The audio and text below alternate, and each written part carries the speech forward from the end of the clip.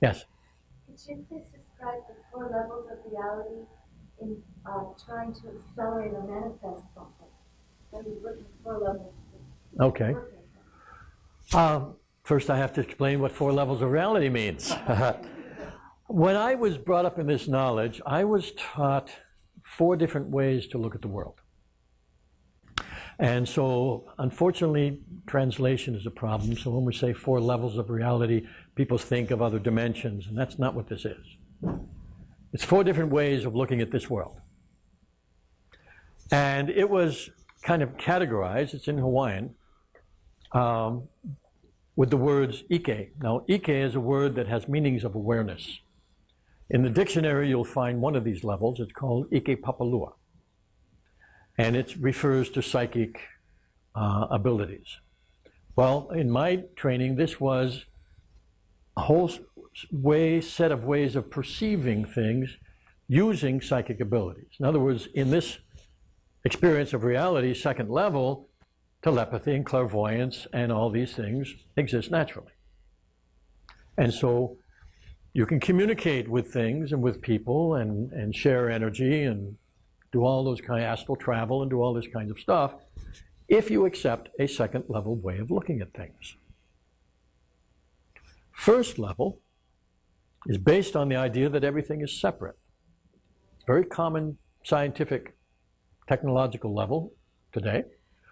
And so you deal with things and their interactions.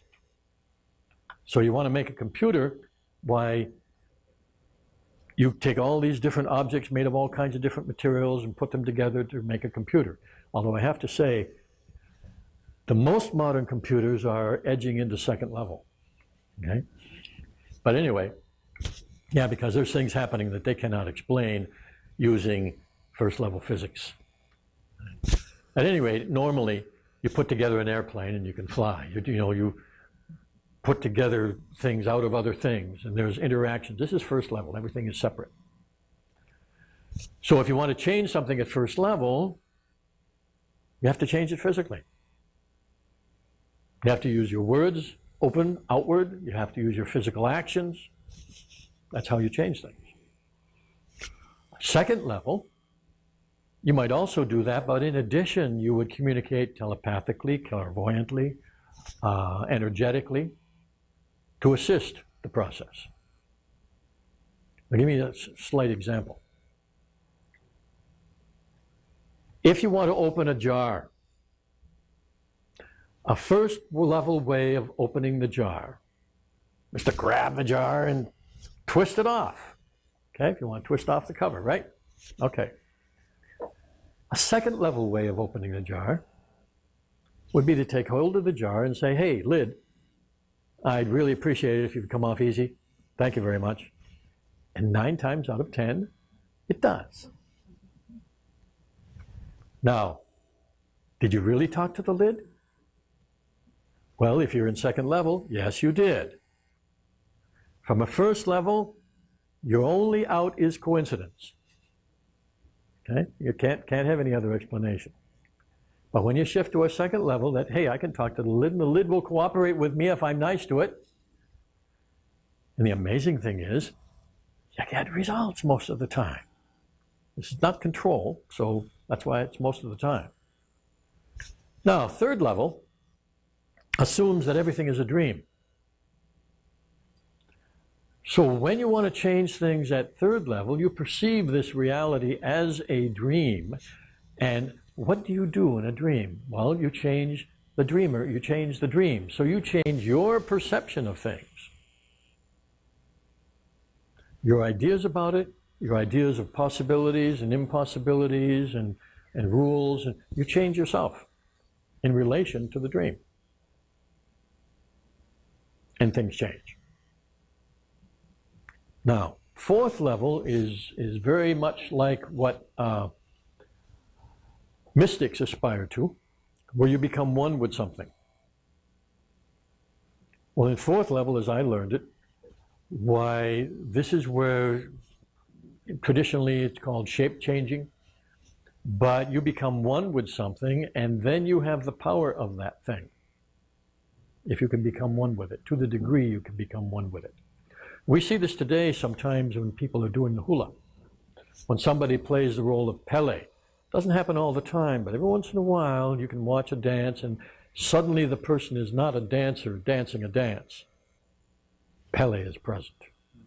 You can feel it. Okay? She has merged for however long she does. I watched one girl do this for a whole dance. It was awesome. Martial artists talk about this when they talk about that I was making the moves and it wasn't me making the moves were making me. That's how it's described sometimes. Okay? This is fourth level.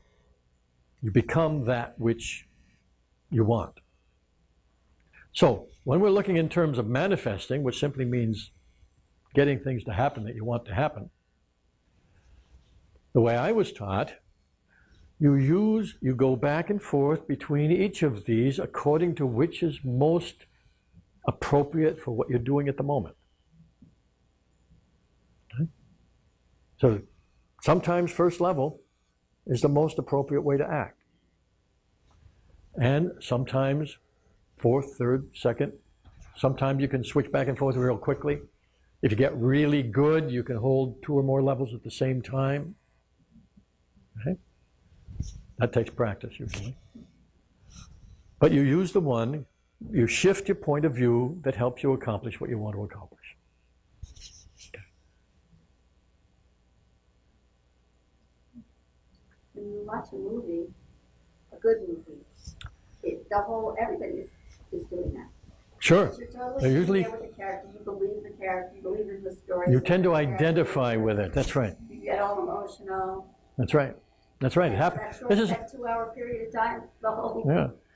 this idea of identifying with things is a very natural human process. So none of these things are outside the range of what most of us do to some degree every day.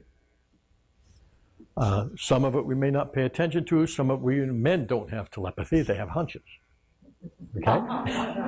Okay? It's not cool to have telepathy. Okay? But we do all of these things. My tradition simply makes it a practice to learn how to do them at will. That's all.